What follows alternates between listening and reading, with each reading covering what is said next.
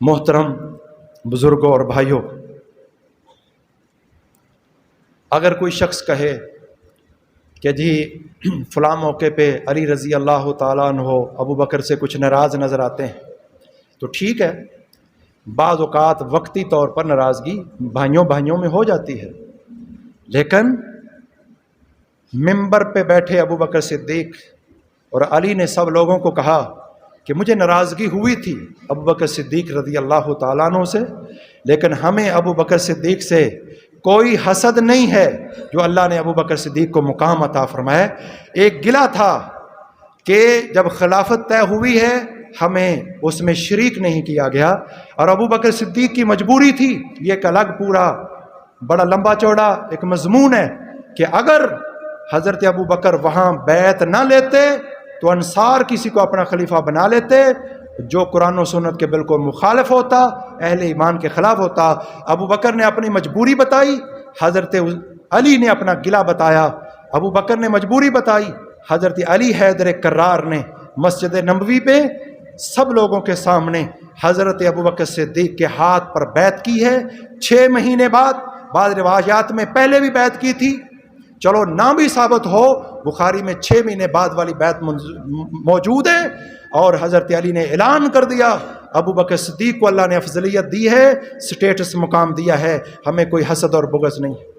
اب بعد میں سلسلہ چلتا چلا گیا، حضرت عثمان رضی اللہ تعالیٰ عنہ کی شہادت ہو گئی، امت 2 دھڑوں میں بٹ گئی، شیطان کو موقع مل گیا، آپس کی لڑائیاں ہوئیں، جنگ جمل بھی ہوئی اور جنگ صفین بھی ہوئی اور نہراوان کی جنگ بھی ہوئی، مسلمان 2 دھڑوں کے اندر تقسیم ہو گئے۔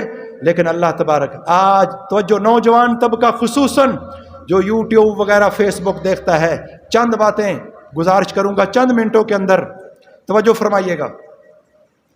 ان ساری لڑائیوں کے بعد آج لوگ کہتے ہیں بخاری کی 2812 نمبر حدیث پڑھو، بالکل وہ کہتے ہیں یہ 2812 نمبر حدیث جو ہے یہ مولویوں کے گلے کی ہڈی ہے، نہ اس کو نگل سکتے ہیں نہ اس کو اگل سکتے ہیں، ایسا ہرگز نہیں ہے۔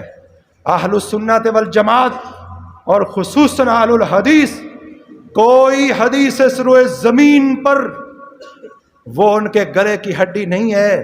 آپ حدیث پیش کریں، اس کا معنی اگر جو آپ کہتے ہوگا ہم فوراً مانیں گے اس کو اللہ کے فضل و کرم سے، لیکن میں یہاں ایک درخواست کروں گا، جو کہتا ہے 2812 نمبر پڑھو بخاری کی حدیث، اس کو کہو کہ یہ بھی پڑھو اور 2704 بھی پڑھو، 2704 نمبر، دونوں حدیثوں کو ملاؤ، پھر معنی مفہوم نکالو تو آپ کو حضرت معاویہ کی عظمت بھی نظر آئے گی، حسن کی عظمت بھی نظر آئے گی، حسین کی عظمت بھی نظر آئے گی، اہل بیت اور بنو امیہ کا پیار بھی نظر آئے گا۔ اور میں اس کا تھوڑا سا وضاحت کر دیتا ہوں، ویسے ان دونوں حدیثوں کو ملا کر سمجھانے کے لیے ایک وقت درکار ہے، لیکن میں چند موٹی موٹی باتیں آپ کے سامنے ذکر کرتا ہوں۔ یہ 2704 نمبر حدیث صحیح بخاری کی ہے، یہ وہ لوگ نہیں سناتے اپنے شاگردوں کو، یوٹیوبر 2704 نمبر حدیث نہیں سناتے، ہم اپنے شاگردوں کو وہ بھی پڑھاتے ہیں، دونوں حدیثوں کا مطلب بھی سمجھاتے ہیں، اور پھر جو امام بخاری نے لکھا، مسلم نے لکھا، امام احمد بن حنبل نے کہا، محدثین نے کہا، اس کو حق جانتے ہیں۔ توجہ فرمائیے گا، اس حدیث میں کیا ہے؟ حضرت حسن رضی اللہ تعالیٰ عنہ کوفہ میں حکومت ہے، خلیفہ ہیں، میر معاویہ شام میں ہیں، لشکر تیار ہیں، 40,000 افراد نے حسن رضی اللہ تعالیٰ عنہ کے ہاتھ پر بیعت کی ہے، موت پر بیعت کی ہے۔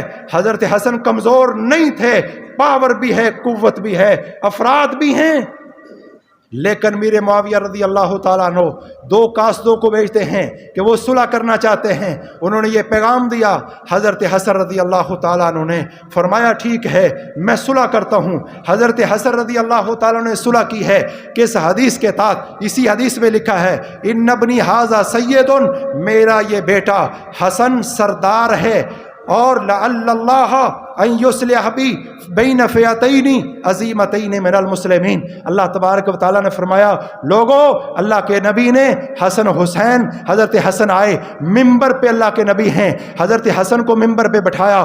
کبھی میرے نبی حسن کو دیکھتے ہیں، کبھی میرے نبی لوگوں کو دیکھتے ہیں۔ میرے نبی نے فرمایا لوگو یہ میرا بیٹا نواسہ حسن فاطمہ الزہرا کا لخت جگر، علی حیدر کرار کا لخت جگر، فرمایا یہ میرا بیٹا سردار ہے۔ اللہ تبارک و تعالیٰ اس کے ذریعے مسلمانوں مومنوں کی دو عظمت والی جماعتوں کے درمیان صلح کروائے گا۔ حضرات یہ اللہ کے نبی نے پیشین گوئی کی ہے، کس کے کہنے پر؟ وما ینطق عن الہوی ان ہوا الا وحی یوحی، آسمان سے وحی آئی ہے۔ میرے نبی نے ارشاد فرمایا ہے، حضرت حسن نے اس حدیث پہ عمل فرمایا ہے۔ مسلمان جو آپس میں لڑ رہے تھے، اب حضرت حسنین کریمین نے حضرت امیر معاویہ کے ساتھ صلح کی ہے۔ صرف صلح نہیں کی ہے، حضرت حسن نے امیر معاویہ کی بیعت کی ہے، حسین نے امیر معاویہ کی بیعت کی ہے۔ ہماری کتابوں میں بھی موجود، ان کی کتابوں میں موجود، رجال کشی کے اندر موجود، دیگر کتابوں کے اندر موجود۔ حضرت حسن نے بھی بیعت کی ہے، حسین نے بھی بیعت کی ہے۔ قیس بن سعد بن عبادہ کو کہا یہ میرا امیر ہے، حضرت حسین کی طرف دیکھا، فرمایا حسن میرا امیر ہے، جب وہ بیعت کر رہا ہے میں بیعت کر رہا ہوں، تم بھی بیعت کر لیجئے۔ گویا کہ یہ سارے مسلمانوں نے حضرت امیر معاویہ کی بیعت کر لی ہے۔ یہاں ایک دو تین نقطے ذرا سمجھ لیجئے گا۔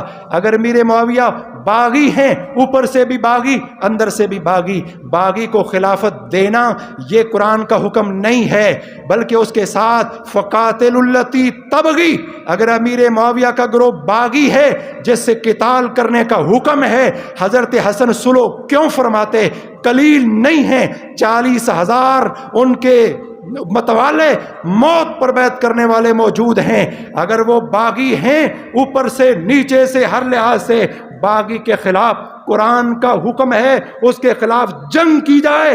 حضرات حضرت حسن نے بیعت کر کے ثابت کر دیا ہے یہ وہ باغی نہیں ہے جو تم کہہ رہے ہو، یہ وہ باغی نہیں ہے، ورنہ حسن ان کے ساتھ صلح کیوں کرتے، بیعت کیوں کرتے؟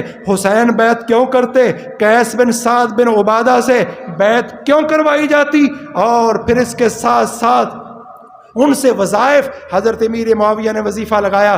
آج یوٹیوبر کہتے ہیں جناب وہ خمس سے حضرت حسن حسین کا وہ وظیفہ بنتا ہے، بالکل بنتا ہے، میرے نبی کی آل اولاد کا خمس سے حصہ بنتا ہے، لیکن دوسری طرف کہتے ہیں حضرت امیر معاویہ نے جتنی جنگیں کی ہیں وہ اسلامی جہاد نہیں ہے، وہ قتال ہے، دہشت گردی ہے، نعوذ باللہ۔ حضرات ذرا توجہ کیجئے گا، ایک طرف کہا حسن حسین نے مال فیمے سے جو حصہ لیا ہے وہ ان کا حق بنتا ہے، حلال ہے، دوسری طرف کہا کہ جناب والا وہ جنگ جہاد نہیں ہے، وہ فساد فی الارض ہے۔ اگر وہ فساد ہے تو اس میں مال غنیمت کیسے ہو گیا، حلال کیسے ہو گیا؟ حسنین کریمین جو اللہ نے پاک، جو وہ حسن جو منہ میں، وہ حسین منہ میں ایک کھجور صدقے کی ڈھالے، میرا نبی انگلی ڈال کر منہ سے وہ کھجور کی ایک کھجور نکال کے باہر پھینک دے، ان کے منہ میں حرام کیسے جا سکتا ہے؟ پاک باز، پاک کھانے والے۔ اگر امیر معاویہ کا جہاد نہیں ہے تو حضرات پھر مال غنیمت حلال کیسے ہوا؟ پھر خمس حلال کیسے ہوا؟ اہل بیت کے لیے کھانا حلال کیسے ہوا؟ اور ایک اور توجہ کیجئے گا، ایک گروہ خوارج کا ہے، فرمایا خوارج کو وہ گروہ قتل کرے گا جو اولا بالحق ہوگا۔ علی کرم اللہ وجہہ نے اس گروہ کو قتل کیا، ثابت ہوا علی اولا بالحق تھے، اور دوسرا گروہ انہیں غلطی لگی تھی لیکن ان کی غلطی اجتہادی تھی، اس لیے اللہ کے نبی نے صلح کا حکم دیا ہے۔ حسن نے صلح کی ہے، حسین نے صلح کی ہے۔ میں آج کے نوجوانوں سے درخواست کروں گا جب حسن صلح کر لیں، حسین صلح کر لیں، جب قیس بن سعد بن عبادہ صلح کر لیں، جب میرے نبی اس صلح پہ خوش ہوں، جب اللہ اس صلح پہ خوش ہو، مومن سارے خوش ہوں، محدثین سارے خوش ہوں، یوٹیوب پہ بیٹھ کر تم جناب ہرسہ سرائی کرو اور عیب نکالو، ظلم نکالو، پھر حسن کو کیا کہو گے، حسین کو نعوذ باللہ کیا کہو گے؟ انہوں نے صلح کیوں کیوں کی ہے، مال غنیمت میں حصہ ان کو کیوں ملتا تھا، پھر نبی کریم صلی اللہ علیہ وسلم نے پیشین گوئی کیوں فرمائی ہے۔ نبی کی پیشین گوئی اللہ کا قرآن ہوتا ہے۔ میرے نبی نے فرمایا دونوں گروہ مومن ہوں گے، ایک اولا بالحق ہوگا، یہ کمپیریٹیو ڈگری ہے، وہ زیادہ حق پر، وہ کم حق پر، علی کو ان لڑائیوں میں دورہ اجر ملے گا، دوسرے گروہ کو کارا ملے گا۔ حضرت علی نے بھی یہی سمجھا، اپنے مد مقابل آنے والوں کو کافر قرار نہیں دیا، ان کے مال کو مال غنیمت نہیں بنایا، ان کی عورتوں کو لونڈیاں نہیں بنایا ہے۔ اس لیے حضرات نوجوانوں کو چاہیے پختہ علماء کے ساتھ رابطہ رکھیں، ان سے دین کو سمجھیں۔ بھائیو یہ دین جیسے کسی ڈاکٹر سے ہم عمارت کا نقشہ نہیں بنواتے اور کسی انجینئر سے آپریٹ نہیں کرواتے، جناب اس چیز کے اسپیشلسٹ کو دیکھتے ہیں۔ اس طرح جو دین کے اسپیشلسٹ ہیں، قرآن و سنت کے اسپیشلسٹ ہیں، باریک مسئلے، ہاں خود بھی قرآن کو پڑھیں، حدیث کو پڑھیں، ترجمہ تفسیر اور شرح پڑھیں، لیکن جہاں الجھ جائیں پختہ علماء کے ساتھ رابطہ کریں۔ اللہ تبارک و تعالی ہمیں سمجھنے کی توفیق عطا فرمائے۔